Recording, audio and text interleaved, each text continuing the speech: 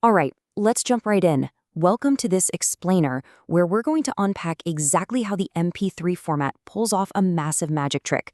It uses a biological hack and some incredibly elegant mathematics to shrink audio files without us even noticing.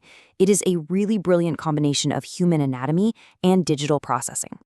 Here's how we're breaking it all down today. We'll kick things off with the illusion of compression, dive into how our ears are easily tricked, explore the time versus frequency domains, dig into the math of the MDCT, walk through the final compression steps, and finally, see how the audio gets pieced back together for playback. So, starting with part 1, the MP3 magic trick, or the illusion of missing Lego bricks. Let's first look at the sheer scale of the data problem early computing faced with standard CD audio, and the clever illusion developers used to actually solve it. To really grasp the scale of the MP3 revolution, which was developed by the Fraunhofer Institute, we gotta look at the raw numbers. A standard CD audio file eats up about 10 megabytes per minute, but an MP3, it shrinks that down to just 1 megabyte per minute. That is a staggering 10-to-1 compression ratio. Imagine you've got this massive box of Lego bricks representing your audio file. The MP3 format shrinks the file size by essentially throwing away the Lego bricks of sound that no one would notice are missing anyway. This is known as perceptual or lossy compression. It's totally different from, say, a zip file, which loses absolutely nothing. The MP3 permanently deletes data. Moving into part 2, hacking the human ear with the science of psychoacoustics. To figure out exactly which of those Lego bricks we can safely toss without ruining the music, developers had to turn to the biological flaws in human hearing. It turns out our ears have a surprising number of blind spots. First off, we have an absolute threshold of hearing. We actually hear best between 2,000 and 5,000 hertz, which is the range of human speech. But we hear pretty poorly at the extremes. So MP3 just throws those extreme sounds away. Then we experience masking. Simultaneous masking is when a loud sound, like a trumpet blasting at 1,000 hertz, completely drones out a quiet flute playing nearby at 950 hertz. So MP3 deletes the flute. We also have temporal masking, where loud sounds mask quiet sounds up to 20 milliseconds before, and get this, 200 milliseconds after they occur. Our brains kind of backfill the masking effect. Finally, there's binaural masking, where our ears just lack sensitivity to left and right stereo differences at certain pitches.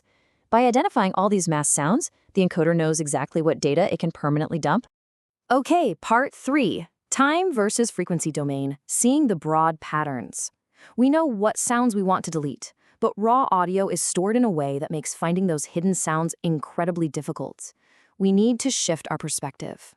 Raw audio on a CD is recorded in the time domain, mapping 44,100 samples every single second, and each of those samples is 16 bits. That's over 1.4 million bits per second for stereo. Looking for a quiet flute inside all that data is literally like describing a painting by listing the exact color of every single pixel. Every sample looks equally important. To find the sounds we can't hear, we absolutely have to switch to the frequency domain. This is more like describing the broad patterns of the painting, simply stating, the sky is blue. It groups the audio by pitch and energy, allowing the computer to easily isolate those frequencies we are biologically incapable of hearing. Which brings us to part 4. Enter the MDCT, the mathematical magic. To successfully make this jump from the complex time domain to the highly readable frequency domain, we need a progression of brilliant mathematical transforms. The very first tool in the encoding pipeline is the polyphase filter bank, or PFB. Think of this like a prism, splitting white light into a rainbow. The PFB splits the single massive audio stream into 32 narrower frequency slices, or subbands. Each of these spans about 688 hertz. But here's the catch. Human hearing isn't perfectly linear. We are highly sensitive to low frequency changes, but we barely notice high frequency changes. Because the PFB gives us equal width bands, it has poor frequency resolution on its own. It simply cannot pinpoint frequencies precisely enough to do the heavy lifting of compression. Let's look at how the math evolved to solve this resolution problem. It actually started way back in 1807 with the Fourier transform, which separated complex chords into individual pure sine waves. But that was way too slow for computers, leading to the fast Fourier transform in 1965. Even then, the FFT produced complex numbers, real and imaginary, which is totally wasteful for real audio. So, in 1974, the Discrete Cosine Transform, or DCT, was born, using only real numbers and concentrating the signal energy beautifully.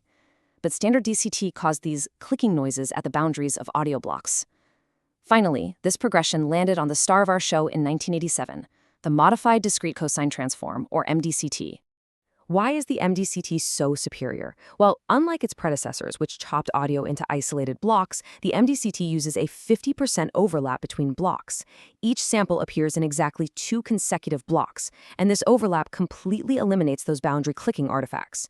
Now, normally, overlapping by 50% would double your file size, right? To prevent this massive data bloat, the MDCT utilizes a magic trick called time domain aliasing cancellation, or TDAC. It's a mathematically critical sampling property where the overlap errors perfectly cancel each other out later. So, no artifacts and no extra data. It's brilliant. But the MDCT does have to make a compromise due to the time-frequency uncertainty principle. You just cannot have perfect time and perfect frequency resolution at the same time. It's totally analogous to Heisenberg's uncertainty principle in physics. So, the MP3 encoder has to constantly adapt.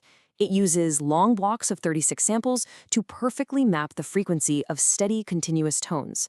But when a sudden, loud, transient noise happens, say a really sharp drum hit, the encoder rapidly switches to using 3 short blocks of 12 samples to perfectly map the timing instead. All right, part 5, the final compression steps, trimming the fat. Now that we have perfectly mapped the frequencies, let's see how this all builds into the actual physical compression of the file. The brain of the MP3 encoder runs what is called a rate distortion loop. First, it calculates a masking threshold for every single frequency. Then, it determines the signal-to-mask ratio. If a signal has a high ratio, it's way above the threshold and must be coded perfectly because you're definitely going to hear it. But if the ratio is low or negative, it's hitting by louder sounds. The encoder then aggressively quantizes or essentially rounds off the data for those hidden sounds, sometimes deleting them entirely. It loops this process over and over until the file size is tiny, but the distortion remains strictly perceptually invisible to your ear. To keep these processed chunks of audio data from bleeding into each other, a really nasty audio problem known as spectral leakage.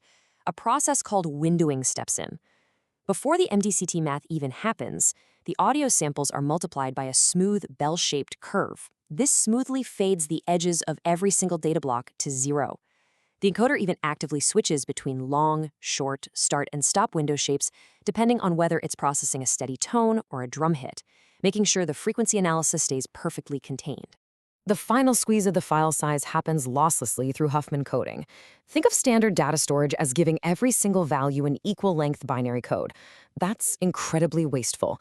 Huffman coding acts just like Morse code.